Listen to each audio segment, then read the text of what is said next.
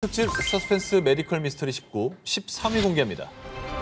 장기가 뭐뭐, 미스터리 신체의 비밀. 자, 두 기자님께 상식 테스트를 한번 해보겠습니다. 심장이 어느 쪽에 있습니까? 왼쪽에 있죠. 왼쪽 가슴. 왼쪽입니까? 네. 그럼 간은 어디 있어요? 오른쪽. 가는 그 아래. 아니 그 약간 등 쪽에 있죠 이게. 부었네요. 다들 이게 이제 상식이죠. 그런데 이런 장기들이 우리가 알고 있는 상식과 전혀 다른 그런 사람이 있다면 믿으시겠습니까?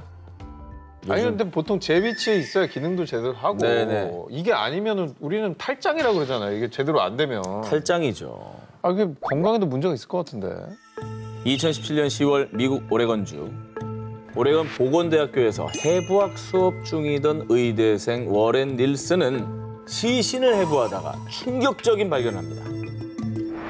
시신은 자연사한 미국 여성 로즈 마리 벤틀리.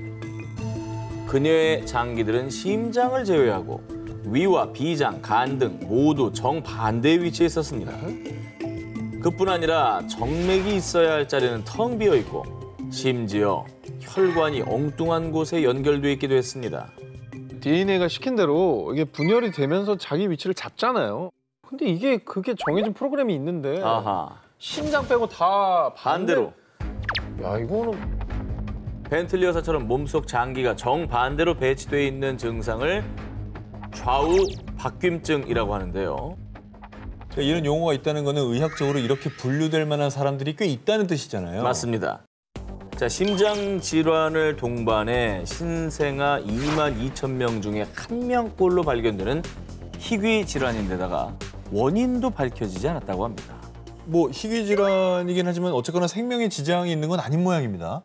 좌우 박균증을 갖고 태어나면 보통은 5세 이전에 사망합니다. 거의 5천만 명 중에 1명만이 성인이 될 때까지 생존할 수 있다고 하는데요. 그래서 지금까지 이 질환을 갖고 생존했다고 알려진 사람은 단 2명뿐입니다. 그런데 벤틀리 여사는 무려 99세까지 장수. 의사들은 그녀가 장수할 수 있었다는 사실에 놀랐습니다. 아니 사실 일반적인 걸로 봐도 99세면 엄청 장수하신 거잖아요. 그렇죠, 그렇죠. 벤틀리 여사는요, 생전에 미국 50개 주를 여행하고요. 만성 질환 없이 매우 건강한 삶을 살았다고 합니다. 그래서인지 사망할 때까지 자신들의 장기들이 정반대에 있다는 사실을 꿈에도 몰랐다고 합니다. 이야, 대단하다. 아니, 병원을 아예 안 가신 거네. 병원을 안 간 거예요. 건강검진 아예 안 받은 거예요. 왜냐면 CT 촬영 한 번도 안 하신 거네. 아니 청진기 돼도 뭔가 이상하게 들릴 수 있잖아. 그렇지. 그렇지. 진짜 건강하게 사셨네. 학자들은 의학사의 길이 남을 그녀의 해부학적 기형에 높은 관심을 보였는데요. 벤틀리 여사의 딸은 어머니에 대해 이런 말을 남겼습니다. 어머니가 살아계셨다면 당신이 5천만 분의 1의 사람이라는 걸 알고 무척이나 재밌었을 거예요. 여름 특집 서스펜스 메디컬 미스터리 19, 12위를 공개합니다. 수포자인 내가 모모로 다시 태어났다? 2002년 9월 13일 가을이었다. 제이슨 패젯은 아빠의 가구점에서 가구를 팔고 잠시 집에 들러 외출 준비를 하던 중이었다. 가죽 재킷을 걸치던 그의 눈에 띈 딸의 수학 숙제. 대학도 중퇴했던 그의 인생에 수학이란? 수학은 진짜 바보 같아. 이걸 어디다 써먹어? 어? 그가 술을 처리하는 유일한 시간은 체육관에서 이두박근 컬을 세거나 일이 끝나는 교대 시간을 계산할 때뿐. 그의 인생은 단순 그 자체였다. 운명의 사건이 있기 전까지. 그날 저녁 노래방을 찾은 제이슨은 번쩍이는 하얀 섬광과 함께 정신을 잃었다. 그리고 며칠 후. 완전 제곱수는 어찌나 아름다운지. 이 세상은 모두 수학으로 돼 있어. 수포자였던 제이슨 패젯은 수학 천재로 인생 2회차를 살게 된 것이다. 아니 근데 이제 톤 자체가 웹소설이었잖아요. 아, 그러네. 뭐야. 소설 얘기하는 거 아니에요 지금? 의학계를 발칵 뒤집은 메디컬 미스터리 실화입니다. 수학! 이 매스매틱의 M자 근처에도 얼씬도 않던 수포자 제이슨. 미국 워싱턴주 노래방에서 두 강도에게 습격을 당한 이후 그의 삶은 180도 달라졌는데요. 뇌진탕과 신장 출혈을 진단받은 뒤 외상 후 스트레스 장애로 집안에서만 생활하던 중 물은 픽셀처럼 보이고 커피를 저으면 기악 무늬가 보이죠. 저 나뭇잎은 마치 피타고라스의 정리를 보는 것 같군요. 모든 곡선과 사물에게서 수학을 발견. 기하학적인 기호가 끊임없이 픽셀처럼 보이거나 되풀이되는 프랙털로 보이는 현상이 나타나는데요. 쉽게 말해 제이슨에겐 물, 컴퓨터, 구름과 나무 이 모든 것들이 수학으로 보이는 겁니다. 어떻게 해? 이 제이슨의 뇌를 조사한 한 대학의 신경과학과 교수는 제이슨의 뇌 기능 장애가 있으나 특정 분야에서 우수한 능력을 지닌 후천적 서번트 증후군으로 보인다고 판단했는데요. 이는 의학적으로 전 세계 4%, 약 50명밖에 없는 사례라고 합니다. 어느 날 갑자기 일어난 미스터리한 일로 수포자에서 수학자의 삶을 살게 된 제이슨. 그는 현재도 수학 연구에 매진하고 있다고 합니다. 자, 근데 무엇보다 미스터리한 건 이제 오상진 기자인데요. 오, 아직 하나도 안 했어요? 저도 너무 놀라운데요. 자, 그리고 이제 한석준 기자님은 머리털과 함께 본인의 운을 다 날려버렸는데 자, 과연 한석준 기자의 질주가 이어질지 오상진 기자의 첫 특종이 공개될지 여름 특집 서스펜스 메디컬 미스터리 19 11위를 공개합니다. 모모를 그리는 남자. 1965년 프랑코 마냐니는 고향인 이탈리아에서 미국으로 이주했습니다. 그런데 얼마 뒤 갑작스레 이상한 중병에 걸린 프랑코. 심한 발열과 발작, 망상 증상은 물론 종종 정신을 잃기까지. 결국에 입원한 프랑코의 상태는 심각했습니다. 아이고. 온종일 침대에 누워 사경을 헤매며 심하게 앓은 프랑코. 그런데 말입니다. 그는 그 극심한 고통 속에서 너무도 생생한 환각을 경험했습니다. 프랑코의 머릿속을 장악했던 환각은 다름 아닌 그의 고향, 이탈리아 폰티토의 풍경이었습니다. 야, 이거는 좀 안타깝다. 그 몸이 너무 아프니까 그 어릴 때 추억이 서려있는 고향에 대한 그리움 이런 게 환각으로 나타난 거 아니에요? 향수병이 굉장히 심했던. 그러니까. 꿈과 현실을 오가는 미치도록 생생한 환각. 프랑코의 허공을 바라보는 시선과 확장된 동공. 그 속에는 그가 어린 시절 보고 느꼈던 고향 폰티토의 집과 건물, 거리, 환경 모든 것들이 담겨 있었습니다. 그런데 그건 평범한 환각이 아니었습니다. 마치 4D 체험이라도 하듯 너무도 생생했던 고향의 풍경.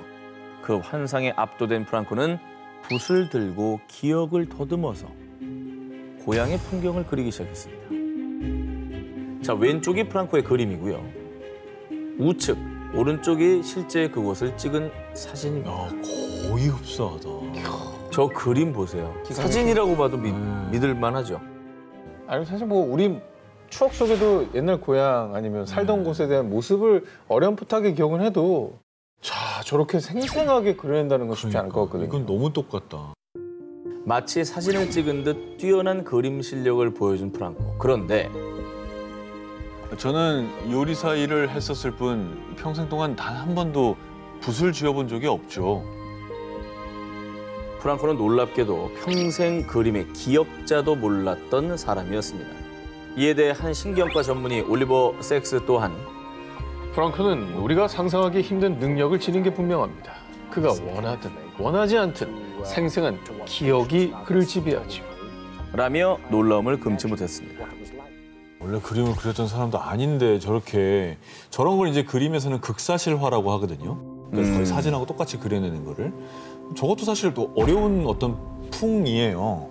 되게 어렵게 아주 디테일을 다 살리는 스타일인데 이미지는 우리 마음속에 있지만 저걸 또 그려낸다는 게 어려운 그렇죠. 거잖아요. 근데 그림을 그려본 적도 없는 사람이 저렇게 그대로 그려낸다는 게 그렇죠. 이게 참 대단한 그림 실력 자체도 미스테리하죠. 그러니까요.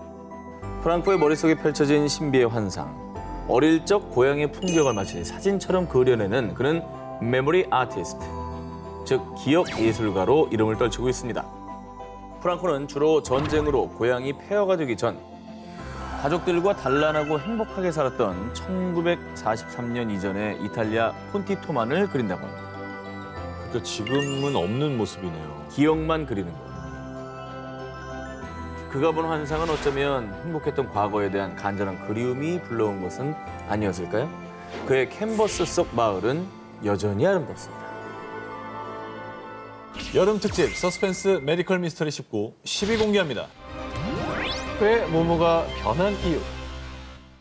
자, 이번엔 러시아 크라스노다르에 거주하는 65세 남성 세멘 젠들러의 사진부터 보여드리겠습니다. 동일 인물입니다.